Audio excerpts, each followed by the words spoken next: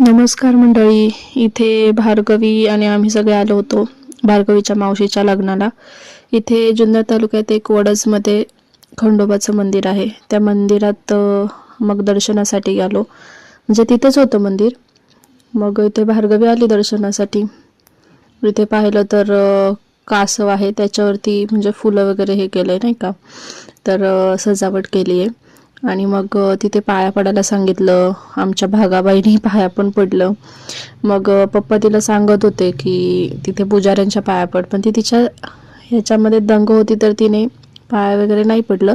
पण मग त्यांनी प्रसाद दिला तर मग म्हटली मला पण खायचा. मग पप्पांनी काय केलं, स्वतःच्या हातातला प्रसाद तिला घातला.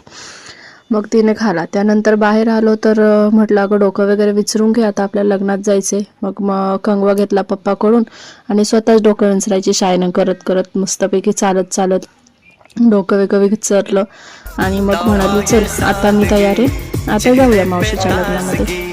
तर मग अजूनही तसे तिचे नखरे चालूच होते. पण मग घेतलं तिला, म्हटलं आता बाद झालं, कंगवा पप्पांकडे दे आणि आवर, आपल्याला लग्नामध्ये जायचं. लग्न व्यवस्थित झालं. इथे थोडंसं डीजे वगैरे लावला होता त्यांनी. मग इथे थोडंसं डान्सचा कार्यक्रम चालू होता. इथे बघा आमची मावशी कशी नाचतीये. इथे तिच्या सगळ्याच मावशा आहेत, त्या छोट्या मोठ्या सगळ्या तिच्या मावशाच आहेत. अशा पद्धतीने छान असं लग्न पार पडलं आणि खूप खूप खूप एन्जॉय केलं. भार्गवीने पण खूप एन्जॉय केलं, आम्ही सगळ्यांनी खूप एन्जॉय केलं. आणि मग झालं आमचं लग्न वगैरे व्यवस्थित पार पडलं.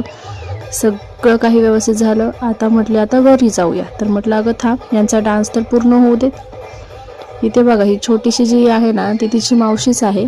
ती पण किती छान नाचते. तिला बोललो तू पण नाच, तर म्हटली नको, मला नाही नाचता येत. म्हटली मला नाही नाचता येत मम्मा. म्हटलं अगं ती छोटीशी बघ किती छान छान नाचते, जा तिच्यासोबत नाच. म्हटली नाही. मग म्हटलं जाऊ द्या, ह्यांच्यामध्ये काय अशा वेळेस बोलण्यात काही अर्थ नसतो, ऐकणार तर नाहीच.